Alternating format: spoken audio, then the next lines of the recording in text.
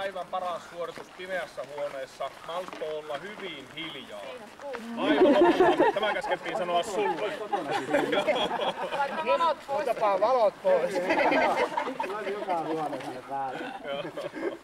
No mitä itse, niin kuin koirasta nyt ruvetaan puhumaan, niin mitä itse, oliko odotukset minkälaiset ja mitä, tuliko pettymyksiä, Ei oikeastaan yllätyksiä? ehkä siinä mielessä, että kyllä mä niinku, se yllättävän voimakkaasti se minusta reagoin, että se on ihan reikas, niin kuin tuolla arkielämässä sillä, että ei sen kanssa koskaan tarvitse Elää.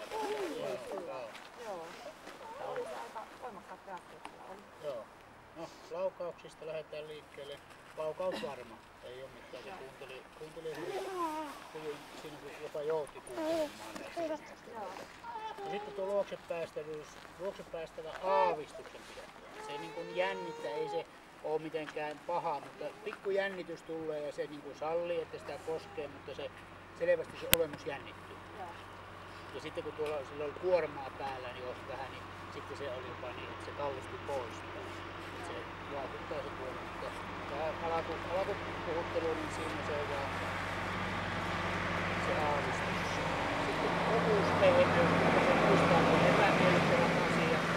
Tuo haalari, se erikoiskoe, muistumaan se kommeilla väestöllä kierti, annoin sopivasti sille liinaa siinä, se kierti sen. Ei se sen kummemmin sitä, vaikka vähän venyy vielä roppa, kun tuli tuolta tynnyriltä, niin ennen kuin se otti siihen yhteyttä. Mutta plus yksi hieman pehmeä se on.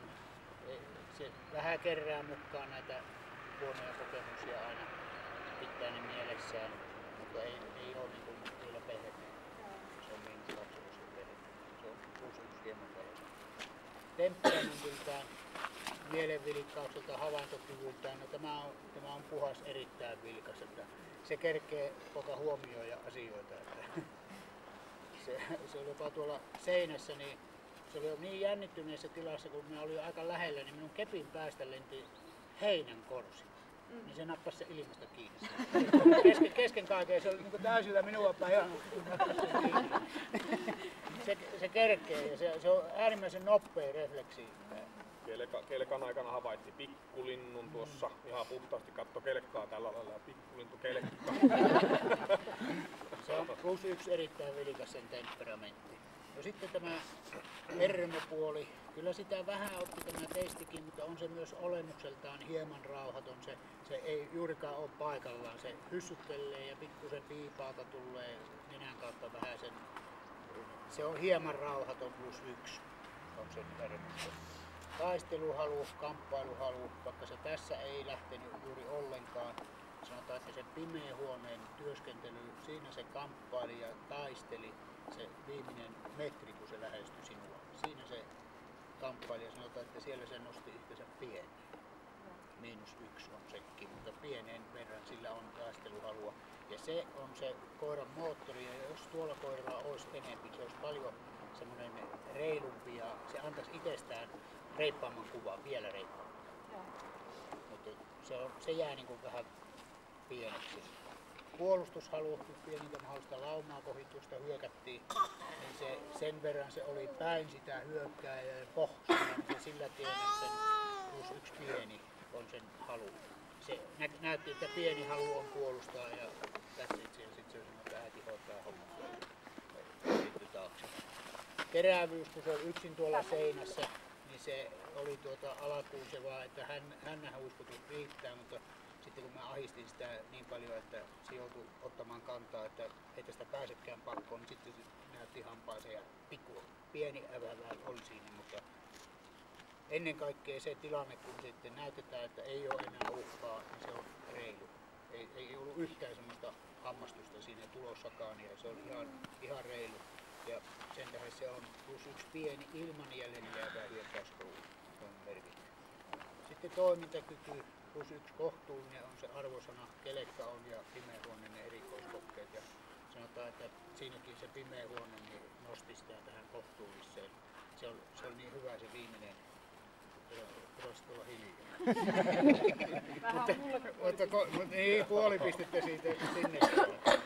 No tuolta taistelusta tuli se 10 miinusta ja 105 on nuo muut pisteet ja 95 jää loppupisteet.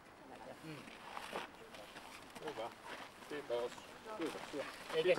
Eikä yhtään häirinnyt se sinun, vaikka olit tuolla, se kaipas sinne, mutta kyllä se kaikki antoi, mitä se pystyy antamaan. Kyllä se näki, että se haki niin selkeästi tiestä paikallaan. Keskittymiskykyä vaativaa hommaahan kannattaa ottaa paikalla oloon. Hyvä keskittymiskykyä vaativa harjoitus niin, että ei kukaan rapsuta, ei ropsuta vaan maahan, istumaan ihan mikä vain. Ja sitten joutuu vain olemaan ja havainnoimaan ympäristöä ja sillä selvä. Sitten tietenkin reagointiharjoitukset on järkeviä jossakin tapauksessa niin, että saa järkevästi reagoida ja joutuu reagoimaan. Että senhän näki tuossa kelkalla esimerkiksi hyvin, että kuinka se yhtäkkiä niputti itsensä. Sitten niin kuin minä sulle sanoin, kun käveltiin, että kyllä se kohta se isäntä unohtuu. Niin siinä tuli sitten, että sitten se tukitti aivan täysin näin. Sitten saako keskittymään. Se vaatii vain kovaan ärsykkeen. Muuten se on tämmöistä vähän näin, että koko ajan missä on mitäkin ja koko ajan vähän hyöritään ja pyöritään. Sen takia hyvä on semmoinen ärsykerikas ympäristö, missä sillä paljon vaaditaan rauhoittumista. Eli sitä, että joutuu olleen istumaan, joutuu olleen vaikka näin. Niin tämmöinenkin on järkevää niin kuin sitä, että ei olekaan koko ajan sitä sähläämistä, vaan joutuu olleen paikallaan esimerkiksi. Se on hyvää ottaa tämmöisen.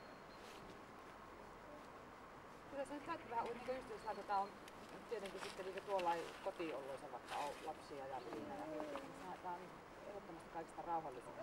Siellä pystyy niin ottaa, mutta heti näköjään kun tulee niin, ja sitten kun miettii, tässä on 10 minuutissa tapahtuu aika paljon, jos sanotaan, että harvoin tulee äijää, hyökkää ja tynnyriä lähtee ja haalaria nousee ja kaikkea muuta, että sitä tulee, se vähän sitten sotkee sitä ajatusmaailmaa, että sitten alkaa vähän hermostuttamaan ja sitten aletaan vähän käyttää tarmoa muuallekin kuin siihen itse asiaan, näin se menee. Ja tälläkin on siellä olemassa sitten dominanssia, se kans sitä vähän sotkee, että sen pitäisi pyrkii tullistelemaan, vaikka ei ole mitään aihetta oikeastaan. Meillä on jo oikeastaan se meidän narttu, niin se on semmoinen, että sitä ottaa pois perään. Joo, hyvin sopii tällekin. Joo, kyllä. Laumassa elävät, niin pakko ottaa. Ja koirien maailmassa, kun dominanssilla pärjää aika pitkälle, näin se menee. Siellä on helppo dominoida ja sitten monet tarjoaa tässäkin vaihtoehdoksi sitä heti, että vähän aletaan nostelemaan jalka siitä tehdään numeroa ja sillä pyritään niin setviin tilannetta, että nyt pärjää helposti koiran tapa.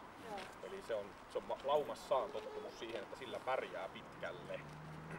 Mutta sitten täällähän se käy nimenomaan niin, että dominanssilla ei selviäkään, että pitäisi ottaa muuta pelimerkkejä käyttöön niin sanotusti. Hyvä, kiitoksia oikein paljon. Kiitos. Noin.